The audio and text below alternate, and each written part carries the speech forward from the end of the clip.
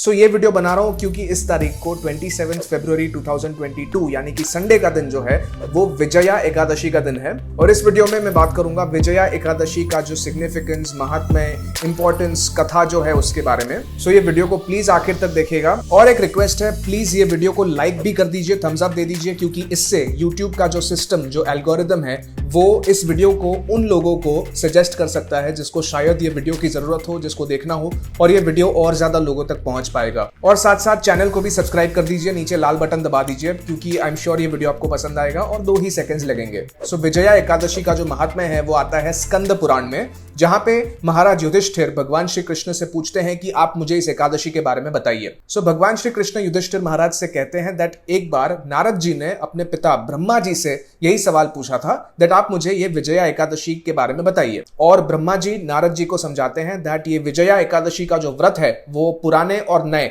सभी पापों को नष्ट करता है, और विजया एकादशी जो है वो सब लोगों को विजय देती है, माने विक्ट्री। सो त्रेता युग में भगवान श्री राम को वनवास मिलता है। वो सीता जी और अपने भाई लक्ष्मण के साथ वन में जाते हैं पंचवटी में रहने। वहां से रावण सीता जी को किडनैप कर लेता है। तो भगवान श्री राम और लक्ष्मण सीता जी को ढूंढने के लिए निकलते हैं। सो ढूंढते ढूंढते वो दोनों जटायु से मिलते हैं, जिसको रावण ने इंजर कर दिया है। सो जटायु भगवान श्री राम से कहते हैं दैट रावण सीता जी को उठा के ले गया है। उसके बाद जटायु जी का निधन हो जाता है, उनके प्राण निकल जाते हैं। फिर बढ़ते बढ़ते भगवान श्री राम सुग्रीव से मिलते हैं। उनकी मदद करने के लिए वो सुग्रीव के भाई बाली को मार देते हैं। फिर हनुमान जी समंदर पार करके लंका में जाके मां सीता के बारे में खोज करते हैं, उनको पता चलता है। और उसके बाद हनुमान जी ने पूरी लंका में आग लगा दी। वापस आकर भगवान श्री राम को यह मैसेज दिया, यह संदेश दिया दैट सीता जी तो लंका में है, समंदर के उस पार।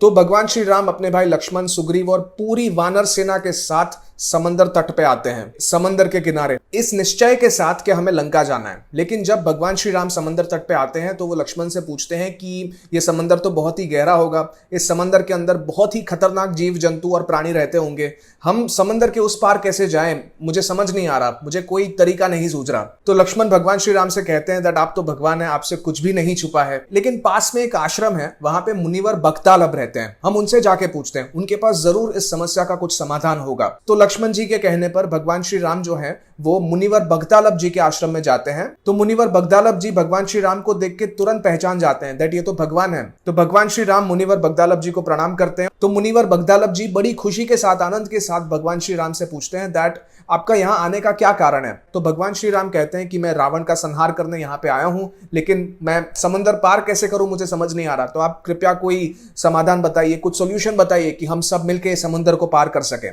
तो मुनिवर बगतालब जी भगवान श्री राम को कहते हैं दैट आप विजया एकादशी के दिन पे व्रत कीजिए, इसके चलते आपकी विजय, आपकी जीत निश्चित होगी, डेफिनेटली होगी, और आप समंदर पार भी कर पाएंगे। इस व्रत की विधि, जो एग्जैक्ट विधि मुनिवर बगतालब जी ने भगवान श्री राम को समझाई, वो आपको पता चलेगा अभी इस दूसरे वीडियो में। छोटी सी क्लिप है, लेकिन इसमें जो एग्जैक्ट विधि है वो बताई गई है, प्लीज इसे देखिए। इस व्रत की विधि यह है कि दशमी के दिन स्वर्ण, चांदी, तांबा या मिट्टी का एक घड़ा बनाएं। उस घड़े को जल से भरकर तथा 5 पल्लव रख वेदिका पर स्थापित करें। उस घड़े के नीचे सतनाज और ऊपर जौ रखें। उस पर श्री नारायण भगवान की स्वर्ण की मूर्ति स्थापित करें। एकादशी के दिन स्नान आदि से निवृत्त होकर धूप, दीप, नैवेद्य, नारियल आदि से भगवान की पूजा करें। तत्पश्चात घड़े के सामने बैठकर भगवान के पवित्र नामों का जप करते हुए दिन व्यतीत करें और रात्रि को भी इसी प्रकार कीर्तन करते हुए जागरण करें। उसके पश्चात द्वादशी के दिन नदी या तालाब के किनारे उस कलश की विधिवत पूजा करके वो कलश किसी योग्य ब्राह्मण को दान करना चाहिए। और मुनिवर बगतालब जी ने भगवान श्री राम से कहा दैट आप अपने सभी सेनापतियों के साथ मिलके इस विजया एकादशी के दिन का व्रत रखिए। तो भगवान श्री राम ने वही किया, उन्होंने सभी सेनापतियों के साथ मिलके ये विजया एकादशी के दिन का व्रत रखा। और इसके बाद भगवान श्री राम ने पूरी सेना के साथ मिलके समंदर पार किया, लंका में गए, और अंत में भगवान श्री राम की ही विजय हुई, माने भगवान श्री राम की ही जीत हुई। और ब्रह्मा जी नारद जी से कहते हैं दैट ये विजया एकादशी के प्रभाव से मनुष्य को इस जन्म में विजय मिलती है और जीवन खत्म हो जाने के बाद परलोक।